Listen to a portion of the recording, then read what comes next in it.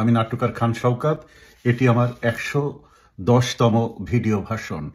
আজ 22 ডিসেম্বর 2024। আজ থেকে 134 দিন আগে ডক্টর ইউনূসের নেতৃত্বে সরকার গঠিত হয়েছে। এই 134 দিনে বাংলাদেশ কেমন আছে, আপনারা কেমন আছেন?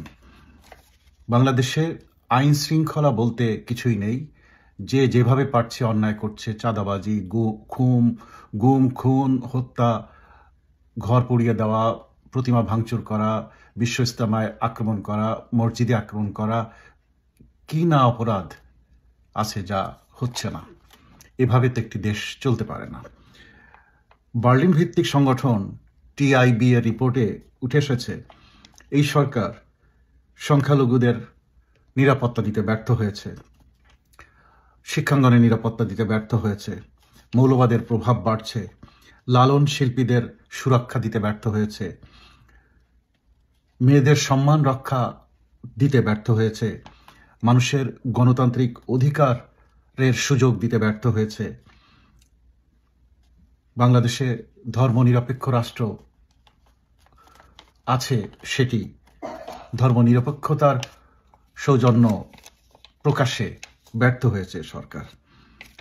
এ সরকার নানানভাবে ব্যর্থ বলে সর্বত্র কথা হচ্ছে। ডক্টর ইউনূস সাহেব জানিয়েছেন নির্বাচন হবে আগামী 18 মাসের মধ্যে। এদিকে বিএনপি, জামাত সহ সকল দল, লেবার পার্টি সহ সকল দল দাবি করছে 2025 সালের মধ্যে অবশ্যই নির্বাচন দিতে হবে। এর ভিতরে আপনারা যে কয়টি দ্রুত নির্বাচনের জন্য যে কয়েকটি সংস্কার দরকার, শুধু তাই করে নির্বাচন দিয়ে দিন। তা না হলে এই সরকার বেশি দিন টিকতে পারবে না। গণ আন্দোলনের মুখে এই সরকারকে পালাতে হবে। এই জন্যে নানান দিক থেকে দাবি উঠেছে যে সংস্কারগুলো জরুরি সেগুলো করতে। 1. স্বাধীন বিচার ব্যবস্থাকে স্বাধীন করুন। 2. স্বাধীন দুর্নীতি দমন কমিশন গঠন করুন। 3. স্বাধীন নির্বাচন কমিশন প্রতিষ্ঠা করুন। এই 3টি ডিপার্টমেন্টের স্বাধীনতা দিলে পুলিশ বিভাগ এবং অন্যান্য বিভাগ এমনিতেই স্বাধীন হয়ে যাবে। তখন আপনার তত্ত্বাবধায়ক সরকার থাকুক আর না থাকুক কোনো সমস্যা হবে না। বিচার ব্যবস্থা যদি স্বাধীন থাকে, যত বড় ক্ষমতাশালী দাপটে নেতা হোক না কেন, সে কিছুই করতে পারে না। সরকার প্রধানের টার্ম হবে দুই টার্মের বেশি নয়। যদি প্রধানমন্ত্রী শাসিত সরকার হয় তাহলে প্রধানমন্ত্রী 2 টার্মের বেশি নয়। সরকারের নিরপেক্ষতার জন্য সরকার প্রধান যিনি হবেন তিনি দলীয় প্রধান থাকতে পারবেন না। 6. ঔষধ এবং খাদ্যে যারা ভেজাল মেশাচ্ছে তাদের শাস্তি হতে হবে মৃত্যুদণ্ড। 7. কবর থেকে লাশ চুরি করে যারা ব্যবসা করে তাদের শাস্তি হতে হবে মৃত্যুদণ্ড। 8. ঘুষ নিলে চাকরি যাবে, জেল হবে এবং তাদের অবসরকালীন ভাতা বন্ধ হবে। ইউরোপ আমেরিকায় এই আইনগুলো আছে, সেগুলো আপনাদেরকে সংস্কারের মাধ্যমে আইনে পরিণত করার আহ্বান জানাচ্ছি। 9.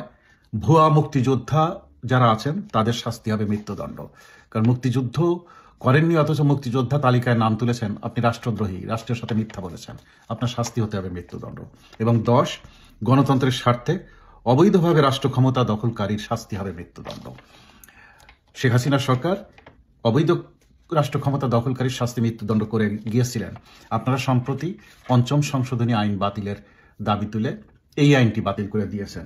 এতে করে হবে কি, সেনা বাহিনীর পক্ষে মার্শাল ল জারি করে ক্ষমতা গ্রহণ করা অবৈধভাবে সহজ হয়ে গেল। এটি করতে দিয়েন না। 1947 সালে ভারত স্বাধীন হয়েছে, আজ পর্যন্ত কোনোদিন ভারতে সামরিক শাসন জারি হয়নি, সবসময় নির্বাচিত সরকার হয়।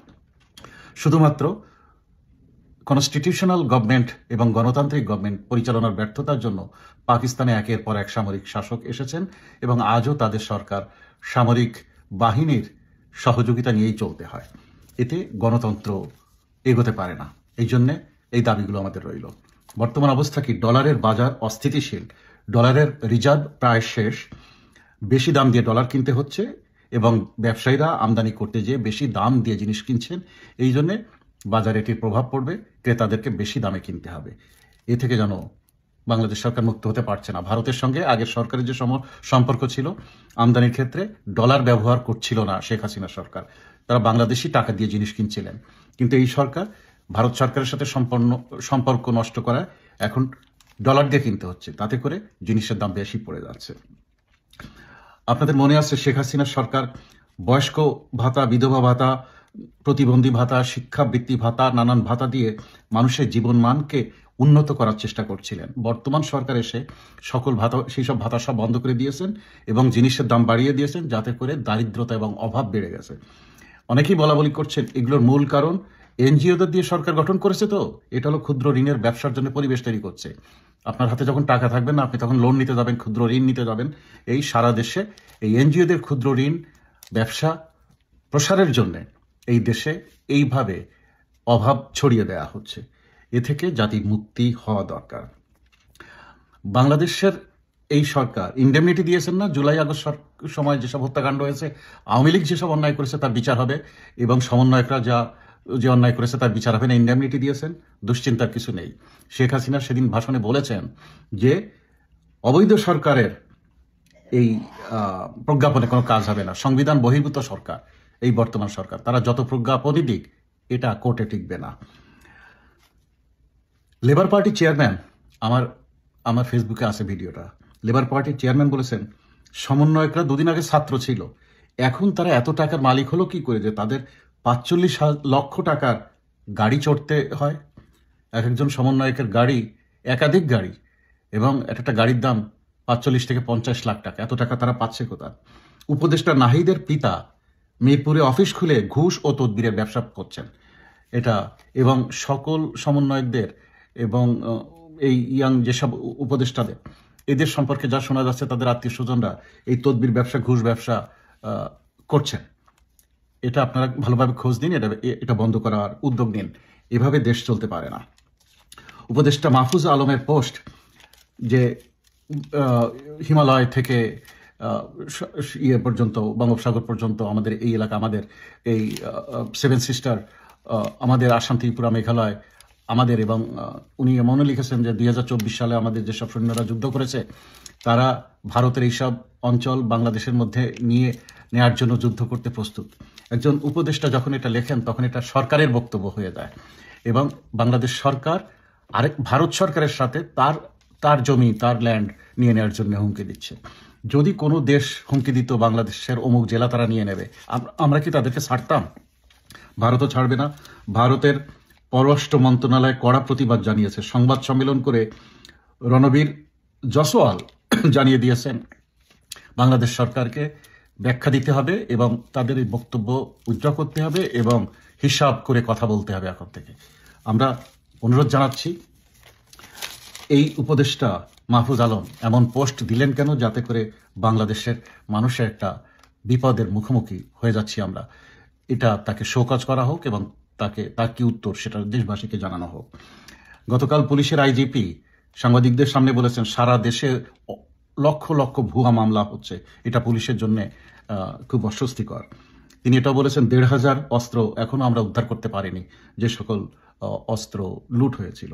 তিনি এটাও বলেছেন এক একটা অপরাধে যেখানে ৮-১০ জন অপরাধ করেছেন সেই ৮-১০ জনের নাম দিয়েই মামলা হওয়া উচিত, কিন্তু মামলা হচ্ছে ১৩০০ থেকে ১৫০০ লোকের নাম ঢুকিয়ে দিয়ে মামলা হচ্ছে।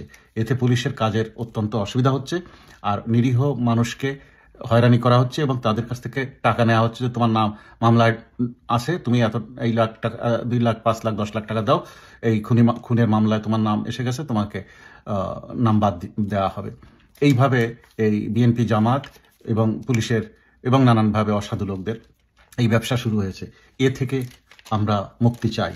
যারা অপরাধ করেছে শুধু তাদের নামেই মামলা হোক, তারাই শাস্তি পাক, নিরপরাধী মানুষকে যেন কোনো রকম হ্যারাসমেন্ট করা না হয়। প্রিয় দেশবাসী, জননেত্রী শেখ হাসিনা বলেছেন অপেক্ষা করুন, বিজয় খুব কাছাকাছি।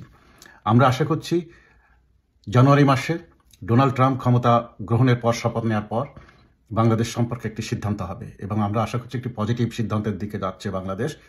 ফেব্রুয়ারি থেকে মার্চের ভেতরে একটা ভালো খবর দেশবাসী পাবে বলে আমরা আশা করছি।